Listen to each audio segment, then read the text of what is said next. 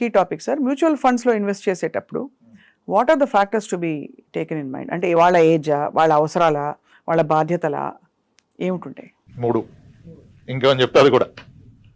అంటే మ్యూచువల్ ఫండ్లో what I see common mistakes ఏంటంటే హైయెస్ట్ రిటర్న్ సర్చ్ చేస్తారు. నేను రిస్క్ తీసుకుంటాను కాబట్టి ఎంత రిస్క్ అయినా పర్లేదు, నాకు స్మాల్ క్యాప్ సెక్టర్ థిమెటిక్ అది కాదు. మీ అవసరాన్ని బట్టి investment, not because of returns. కానీ అవసరాన్ని పక్కన పెడాలి. నేను ఏమంటానంటే, 1 లీటర్ పాలు తెచ్చి ఇంట్లో ఇస్తే అదేం చేయాలో చెప్తే కదా ఆమె చేస్తుంది సరిగా. ఈవినింగ్ గెస్ట్లు వస్తారు, టీ పెట్టాలంటే దాన్ని అలానే ఫ్రిడ్జ్లో పెట్టాలి. అవును. మధ్యాహ్నం బిర్యానీలోకి నువ్వు పెరుగు చేసి రైతా చేయాలంటే ఇమీడియట్గా వేడి చేసి పెరుగు తోడెట్టాలి.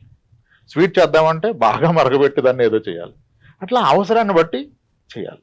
Same is the case with mutual fund. అన్నీ ఒకలా కాదు. రైట్.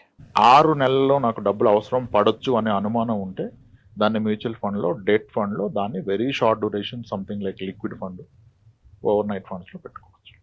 ఇంకాస్త టైం ఉంటే అల్ట్రా షార్ట్ డ్యూరేషన్ ఫండ్.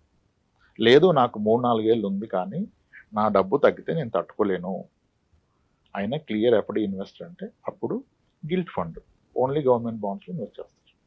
అవి మనకు బాగానే ఇస్తున్నాయి గత 2-3 ఇయర్స్గా. అట్లీస్ట్ ఎఫ్డీ రేట్ని ఇస్తే అవకాశం ఉంటే కాస్త ఎక్కువ ఇస్తే. గిల్ట్ ఫండ్లో పెట్టినప్పుడు ఇప్పుడు ఎఫ్డీలో పెడితే ఎవరీ ఇయర్ ట్యాక్స్ కట్టాలి, ఇక్కడ కట్టాల్సిన అవసరం లేదు, రిడీమ్ చేసినప్పుడే పే చేస్తాం. అంటే అవసరాన్ని బట్టి ఫండ్.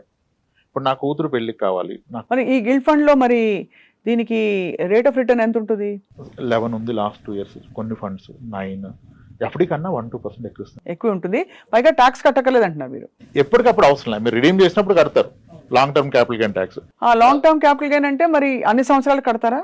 సపోజ్ నేను 5 years at the rate of 11% పెట్టాను అనుకోండి. 5 years తర్వాత వచ్చిన సపోజ్ ఒక లంసమ్ ఒక 2 lakhs ఎక్స్ట్రా వచ్చింది అనుకోండి, దానికి 3 lakhs 5 lakhs అయింది అనుకోండి. జస్ట్ ఆ 2 lakhs మీద మీరు ఎంత కడతారు? 12.5% క్యాపిటల్ గెయిన్స్ ట్యాక్స్. అదే ఎఫ్డీలో ఉంటే ఎవ్రీ ఇయర్ వచ్చిన ఇంట్రెస్ట్ అయ్యే ట్యాక్స్ కట్టాలి. అది కూడా that attracts the income tax slab your in. ఒక పెన్షనర్ ఎఫ్డీలో పెడితే ఆయన పెన్షన్ వల్ల 30% ఉంటే దీని మీద మళ్ళీ 30 కట్టాలి కదా. కాబట్టి మీకు ఆ ఎఫ్డీతో పాటు జీతం కూడా ఉంటే మీ ట్యాక్స్ స్లాబ్ పెద్దదవుతుంది కదా.